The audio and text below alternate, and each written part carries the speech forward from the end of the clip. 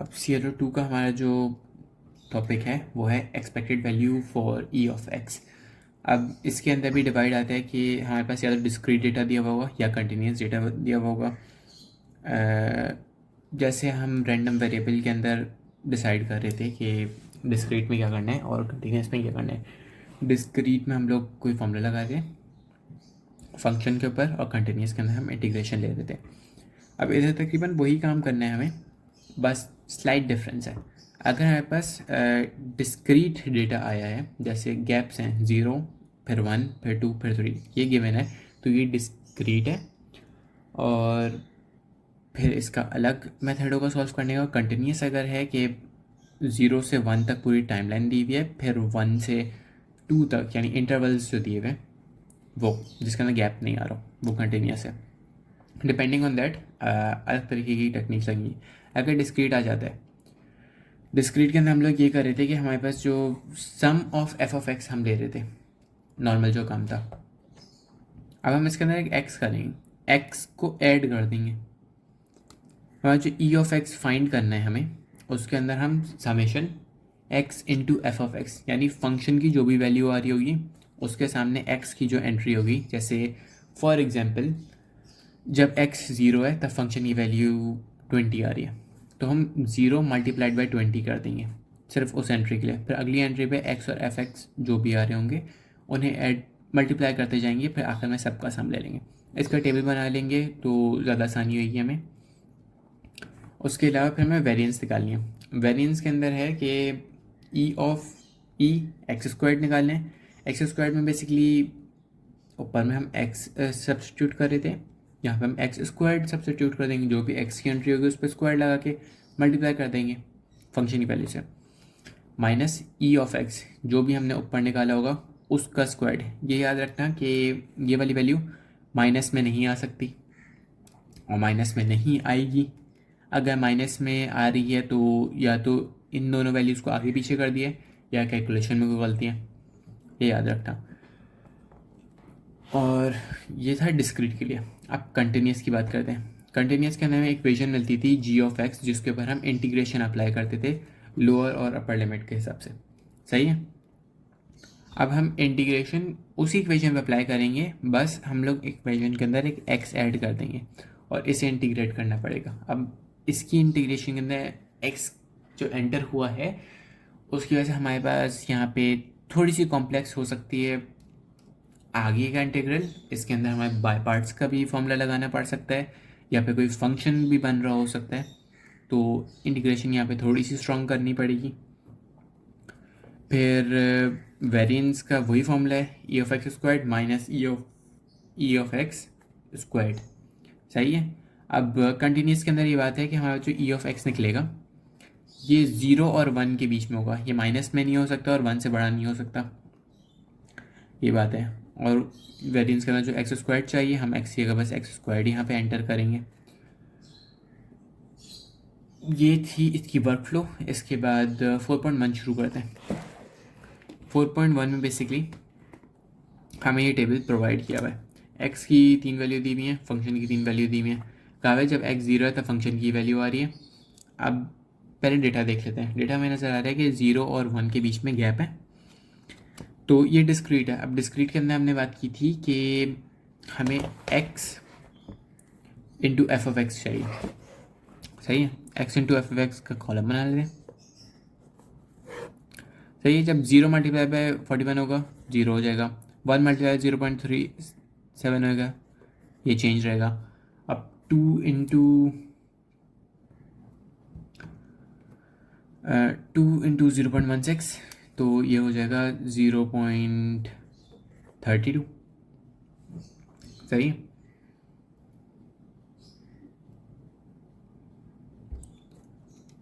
ये हो जाएगा। और फिर हम जब इसकी वैल्यू को ऐड करेंगे यानी सम लेंगे बेसिकली, तो ये हो जाएगा 30 60 69। यह हमारी ई ऑफ एक्स की वैल्यू। अच्छा, क्वेश्चन के अंदर एक्स की 3 की भी वैल्यू दी हुई थी, 4 की भी वैल्यू दी हुई थी, जो मैंने एग्जाम्पल के अंदर नोट डाउन नहीं की हुई थी। तो 3 मल्टीप्लाई बाय 0.05 0.15 होता है, और 4 मल्टीप्लाई बाय 0.01 0.4 होता है। इन सब का जो हम सम ले लेंगे, बस ऐड कर रहे हैं, याद रखना। तो इसकी वैल्यू आती है 0.88। ये है हमारी ई ऑफ एक्स की वैल्यू, ये हमें मिल गई। अब अगर वेरिएंस भी कैलकुलेट करना है, वेरिएंस का था कि हमें पहले ई ऑफ एक्स चाहिए था और ई ऑफ एक्स स्क्वायर चाहिए था। तो इसको मैं ब्रैकेट के अंदर ई ऑफ एक्स लिख देता हूँ, सही है। ई ऑफ एक्स स्क्वायर्ड ये है x squared into F of x. अब इसका भी देख लेते हैं। इसका है कि 0 स्क्वायर्ड मल्टीप्लाई बाय 0.41, इसका 0 आ जाएगा। फिर है 1 स्क्वायर्ड मल्टीप्लाई बाय 0.37, फिर है 2 स्क्वायर्ड मल्टीप्लाइड बाय 0.16। ऐसे हम कंटिन्यू करेंगे 3 और 4 के लिए।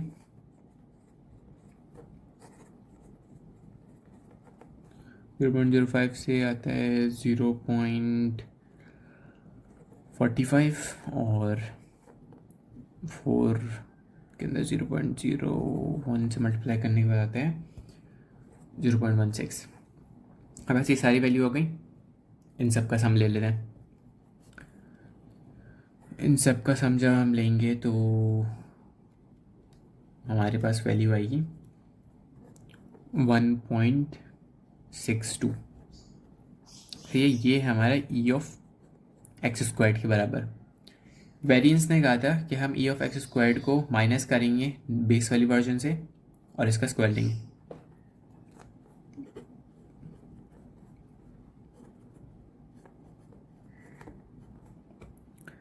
ई स्क्वायर माइनस, अब अगर हम 4.2 में देखें, 4.2 में सबसे पहले हम ये देख लेते हैं एक्स की वैल्यूज़ क्या क्या मैंने। एक्स की वैल्यूज़ जो हैं वो है 0 1 2 3। इस डेटा से हमें ये पता चल रहा है कि ये डिस्क्रीट है। डिस्क्रीट है उसके हिसाब से अब थोड़ी सी थॉट प्रोसेस अपनी चलाते हैं। डिस्क्रीट में हमें क्या करना है, डिस्क्रीट के अंदर एक टेबल बनाना था, x F x, x into F x और एक्स स्क्वायर्ड एफ एक्स। लेकिन यहाँ पे हमें सवाल में कहा हुआ है कि फाइंड मीन। मीन का मतलब बेसिकली ई ऑफ एक्स होता है या फिर म्यू, डिपेंडिंग ऑन बुक। हमें यहाँ पे ई ऑफ एक्स से याद रखना है। ई ऑफ एक्स निकालना है। ई ऑफ एक्स निकालने का फॉर्मूला क्या था, x into F of x का समेशन लेना था, सही है। इन लोगों ने हमें एक पूरा फंक्शन प्रोवाइड कर दिया। हमने कहा है एक्स की वैल्यू है, फंक्शन है, टेबल बनाओगे इससे तुम। अब टेबल को एनालाइज करते हैं। ब्रैकेट के अंदर हमें 3 और एक्स दिया हुआ है, इसका मतलब 3cx का यहाँ पे फंक्शन परफॉर्म होएगा। 1/4 बेसिकली 0.25 की पावर x जो भी होगी, और यहाँ पे 3/4 जो है 0.75, इसके बाद 3 माइनस एक्स। डायरेक्ट कैलकुलेटर से कर लो। ये है, अभी हम स्लाइटली लंबा मेथड यूज़ करें, स्लाइटली। आगे पहुँच के जब हम डिस्ट्रीब्यूशन में पहुँचेंगे तो डिस्ट्रीब्यूशन हमें इसका पूरा फॉर्मूला देता है, जिसमें हम 2 स्टेप के अंदर इसको कंप्लीट कर लेते हैं, बार बार कैलकुलेट नहीं करते। अभी के लिए समझने के लिए, और अगर बाइनोमियल समझ नहीं आया, इसको याद रखना, ये स्टैंडर्ड है। हमने फंक्शन के अंदर 0 की वैल्यू डाली, x की वैल्यू को 0 रखा। इससे हमारे पास जो आंसर आएगा वो है 27/64।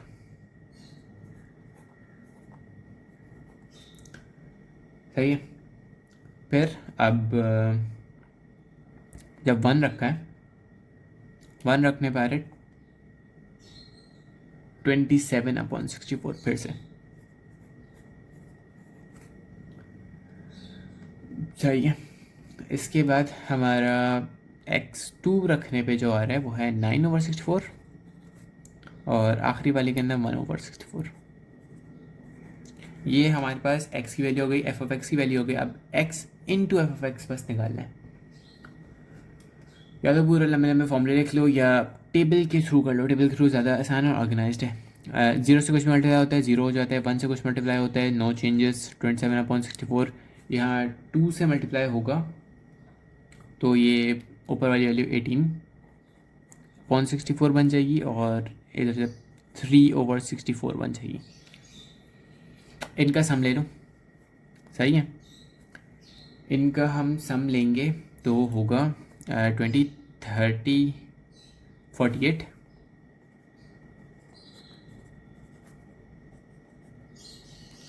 अब इसको सिंप्लीफाई करना शुरू करते हैं। इसे हम सिंप्लीफाई कर सकते हैं 3/4 से। 3/4 होता है 0.75। ये हमारा आंसर है।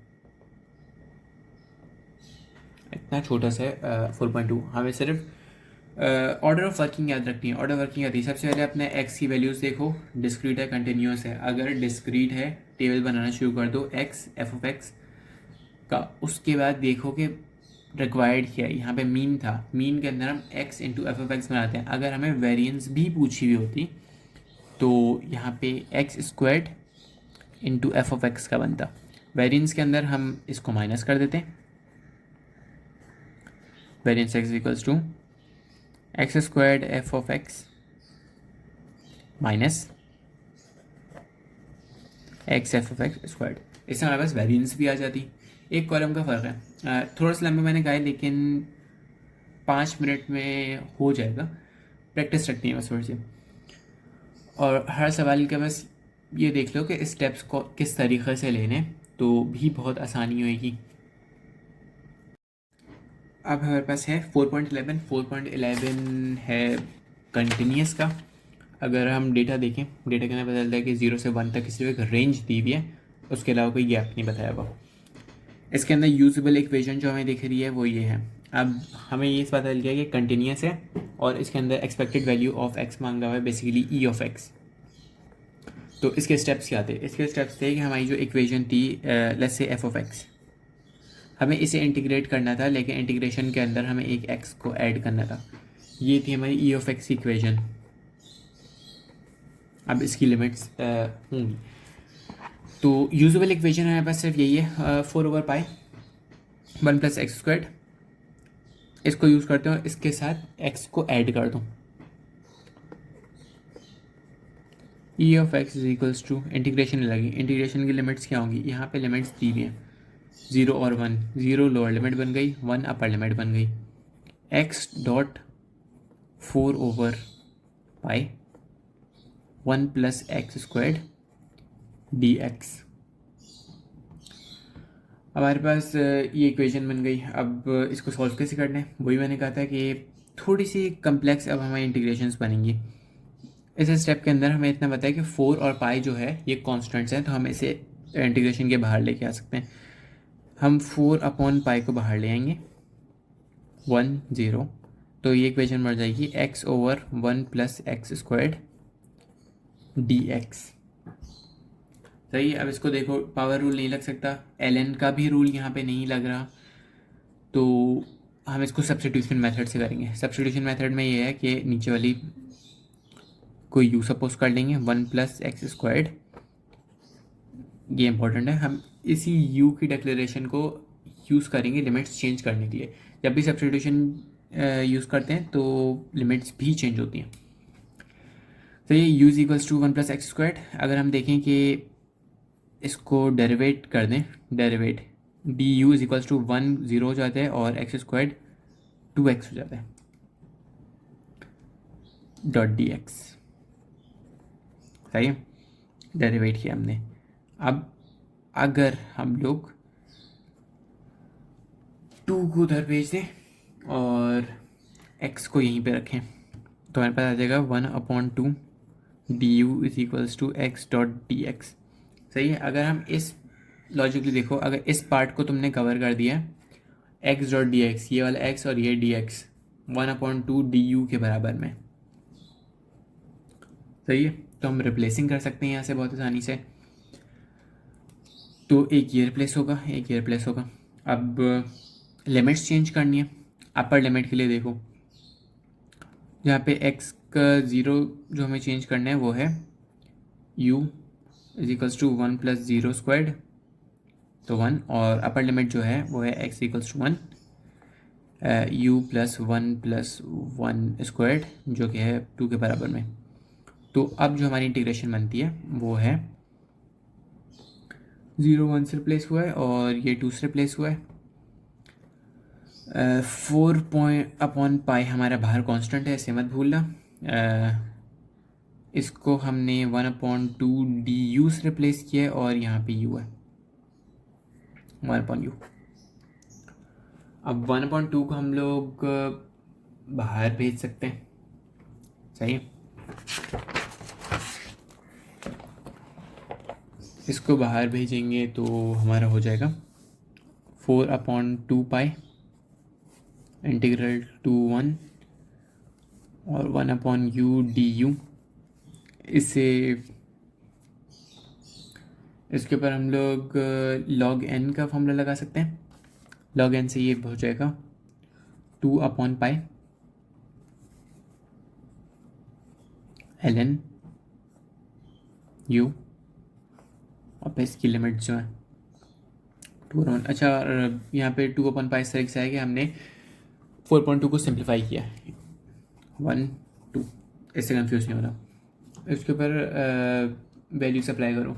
जब अपर लिमिट हम अप्लाई करेंगे e of x equals to 2/पाई ln 2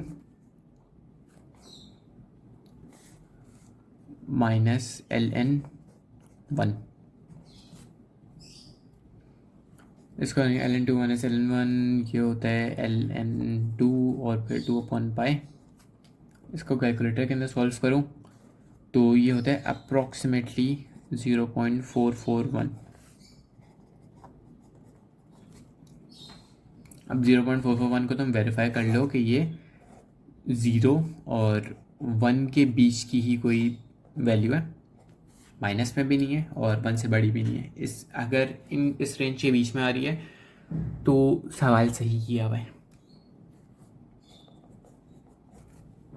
अब कंफ्यूजिंग बहुत लगेगा क्योंकि थोड़ा सा इसके अंदर सोचने की और चीज़ें आ गई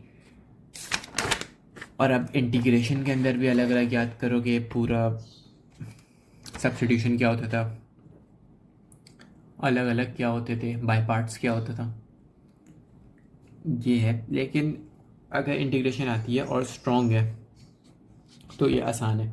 ऐसे बेसिकली बस इक्वेशन लेनी है, इसके बाद एक्स को रिप्लेस कर देना है ई ऑफ एक्स के अंदर। अगर वेरिएंस पूछ लिया तो एक्स स्क्वायर्ड को रिप्लेस कर देना है और उसके हिसाब से इंटीग्रेशन चलानी है। अगर सब्स्टिट्यूशन यूज़ कर रहे हैं तो लिमिट्स को अपडेट करना मत भूलना और बाहर जो हम कॉन्स्टेंट्स लिखते हैं उन्हें भी नहीं भूलना। और ये याद रखते हैं कि अगर हमारे पास कोई ऐसी इक्वेशन आती है कि 2x+1 dx, इसको बेसिकली हम लोग सिंप्लीफाई कर लेते हैं 2x+2 dx से, सही है। और फिर 2 की अलग इंटीग्रेशन होगी और 2x की अलग इंटीग्रेशन होगी। ये बेसिक रूल्स हैं इंटीग्रेशन के, जो थोड़ा सा रिमाइंड करा रहा हूँ, उसे देख लेना। बाकी हमारा एक्सपेक्टेड वैल्यू ऑफ डिस्क्रीट ख़त्म हो चुका है, कंटिन्यूस ख़त्म हो चुका है। ई ऑफ एक्स एम होता है और ये मीन भी होता है, तो कंफ्यूज नहीं होने। अगर तीनों में से कोई भी वैल्यू, हम कुछ भी वर्ड यूज़ कर लिया हमें सवाल पूछने में, तो ई ऑफ एक्स निकालना है। वेरिएंस का अगर होगा तो वेरिएंस लिखा हुआ होगा या फिर sigma square, by default mean calculate करना है एक्सपेक्टेड वैल्यू ऑफ एक्स वाले टॉपिक में। हमारे पास कंटिन्यूस की दूसरी एग्जांपल है जो है 4.12। 4.12 के अंदर बेसिकली पूछा हुआ है कि प्रॉफिट बताना है। प्रॉफिट का मतलब है कि ई ऑफ एक्स, अगर कुछ भी नहीं पूछा हुआ तो ई ऑफ एक्स निकालना है हमें, और यही अक्सर हमारा जो भी कीवर्ड यूज़ हो रहा होता है उसके बराबर होता है। अब हमारे पास जो यूजेबल इक्वेशन है वो ये वाली है 2 1 माइनस एक्स 0x, तो ये हमारी एफ ऑफ एक्स है। अब हमें याद है कि ई ऑफ एक्स निकालने के लिए हमें x dot F of x apply करना है, लिमिट जो भी हो। इक्वेशन हमारी ये है, हमें इसकी लिमिट्स दी हुई हैं, तो ई ऑफ एक्स बराबर हो जाएगा 0 लोअर लिमिट आ गई, अपर x dot 2 1 minus x D x. हम इसे सिंप्लीफाई कर लेते हैं। सबसे पहले 2 इस ब्रैकेट से मल्टीप्लाई होगा तो 2 माइनस 2x होगा, और ये जब x मल्टीप्लाई होगा तो 2x माइनस एक्स स्क्वायर्ड हमारे पास हो जाएगा।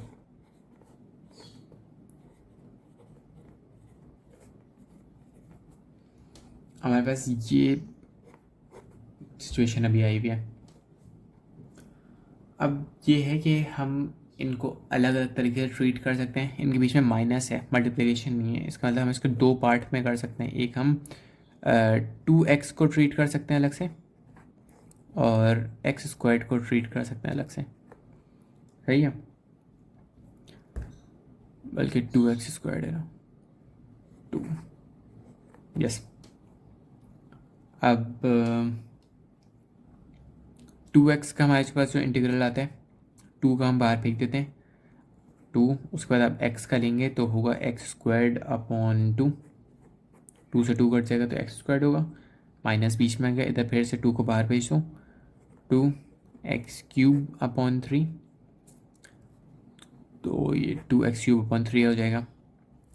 फाइनल इक्वेशन जो हमारे पास बन रही है वो है 2x² माइनस 2x³ अपॉन 3, और लिमिट जो लग रही है वो है 1 और 0।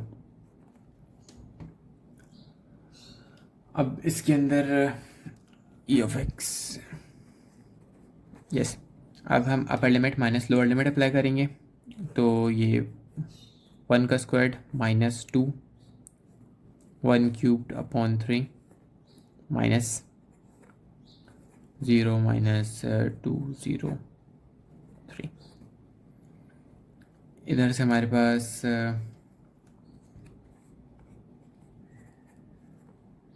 ये आएगा, इसको सिंप्लीफाई करेंगे, 3 माइनस 2 अपॉन 3, ये होगा 1 अपॉन 3। तो हमारा 1 अपॉन 3 जो आ रहा है ये e ऑफ x की वैल्यू है। हमारा इतना सा काम था। अब हमारा जो सवाल था, सवाल ने हमें कहा है कि हमारा जो प्रॉफिट है वो 5000 की यूनिट्स के अंदर है, $5000 की यूनिट्स के अंदर। सही है, तो एक आखिरी स्टेप जो हमें करना है वो 1/3 को 5000 से मल्टीप्लाई करने देना है।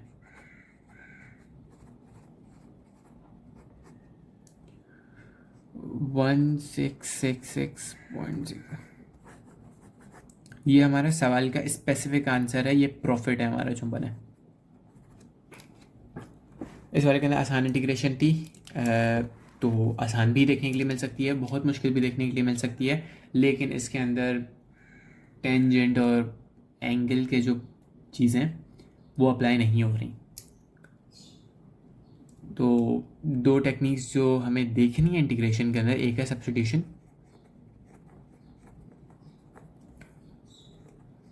बाय पार्ट, और एक जो फंक्शन जो रिप्लेस हो रहा होता है ln वाला।